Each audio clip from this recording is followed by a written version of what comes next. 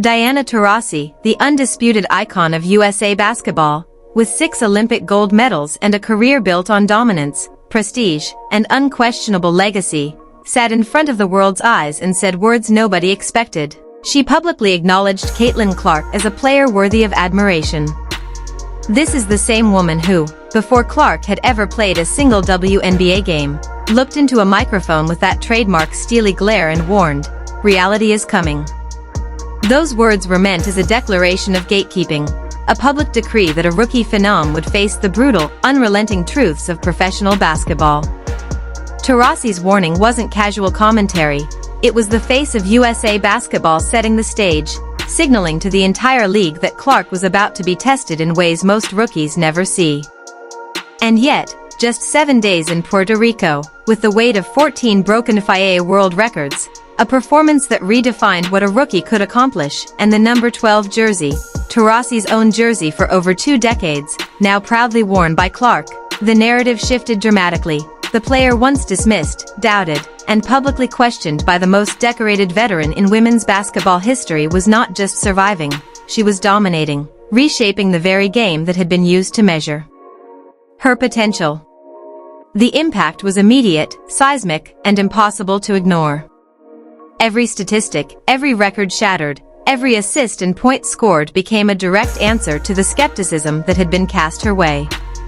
The legend herself, who once seeded doubt in the league about Clark's ability to survive the physicality and intensity of the pro game, found herself watching a player who defied expectation, ignored precedent, and forced a public reconsideration of what greatness looks like.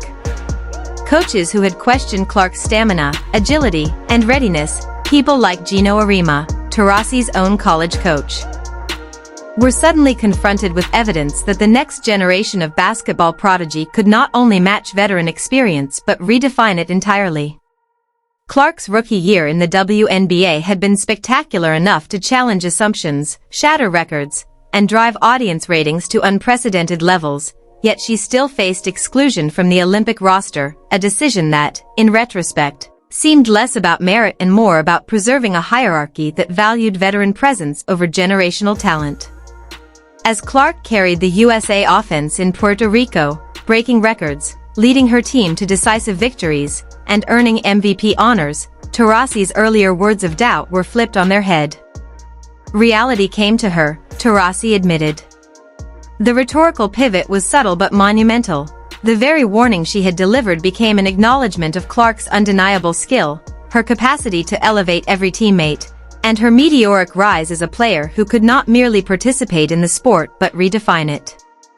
This wasn't just a personal triumph for Clark, it was a reckoning for an entire system, a moment where the weight of expectation, criticism, and institutional skepticism collided with raw talent and relentless work ethic to produce a spectacle the basketball world couldn't ignore.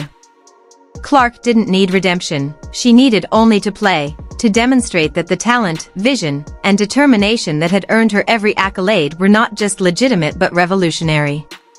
The number 12 jersey, once a symbol of Taurasi's dominance, now symbolized the passing of the torch, a generational shift that no veteran skepticism could halt, a public acknowledgement that the league's next era was being defined not by fear of failure but by the audacity of unmatched skill and poise under pressure. The performance in Puerto Rico was not a gentle introduction, it was a merciless, record-shattering statement.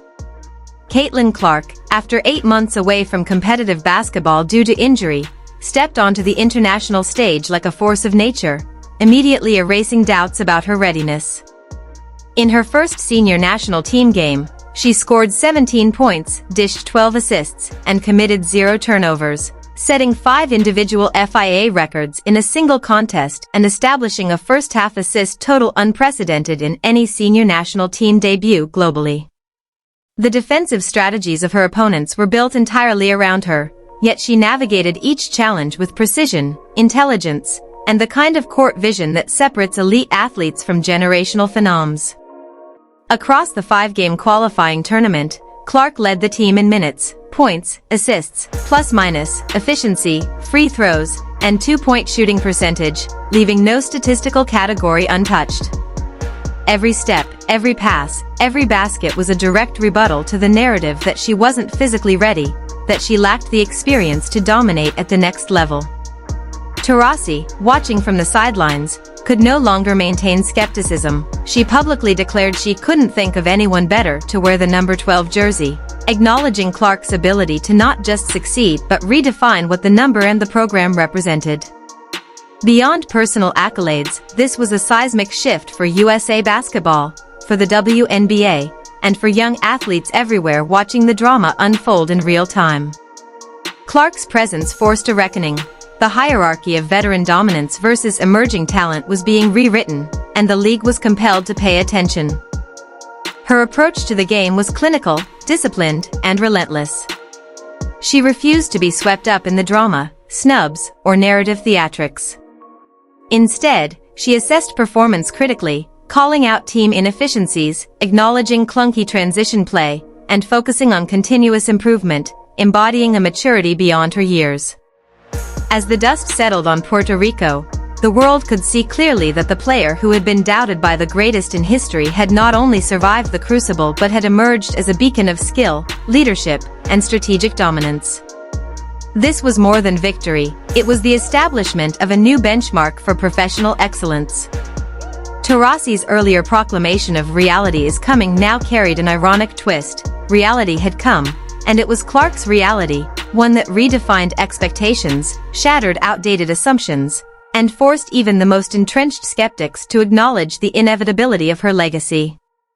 The WNBA and Team USA's future were now inextricably linked to her rise, a story of talent, resilience, and sheer basketball IQ that the doubters could no longer contest.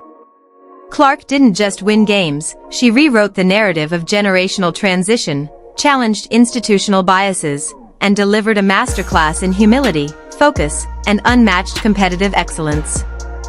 Every moment in Puerto Rico, every record broken, every strategic adjustment, underscored the singular truth. Caitlin Clark was no longer a player to be tested, questioned, or doubted, she was the defining force of her generation. A living testament to what happens when preparation, talent, and relentless determination meet opportunity on the world stage. Diana Taurasi, the living legend of women's basketball, the six-time Olympic gold medalist whose name alone has dominated headlines and inspired generations, sat in front of the camera and delivered words that no one in the basketball world ever imagined hearing. Words that flipped every narrative on its head, words that made every doubter in the room pause and rethink. This was the same Diana who, before Caitlin Clark had ever stepped onto a WNBA court, had looked into a microphone and coldly warned, reality is coming. She wasn't just talking, she was issuing a decree, setting a standard, warning the league that this young phenom might not survive the crucible of professional basketball. Taurasi wasn't some casual observer with an opinion, she was a living embodiment of elite basketball judgment, someone whose career had been built on proving the impossible possible, whose every word carried weight, whose every statement was dissected by fans, analysts, and players alike. And now, here she was, stripped of pretense, acknowledging in no uncertain terms that Caitlin Clark had done what very few believed she could. She had not only survived, but she had thrived, shattered records, and dominated the international stage in a way that left even the fiercest skeptics speechless. It wasn't a hint of admiration, it wasn't grudging acknowledgement. It was total, unflinching validation from the very player who had once questioned her worth, who had once challenged the league to put her in her place, who had once cast a shadow of doubt over the rookie sensation. And the story behind how this transformation happened, from skepticism to endorsement, from warning to awe, is nothing short of cinematic, the kind of saga that writes itself into the history of women's basketball forever. Caitlin Clark didn't just meet expectations, she obliterated them. Every record she touched turned to gold. Every game she played, she rewrote the definition of dominance. Every doubter in her path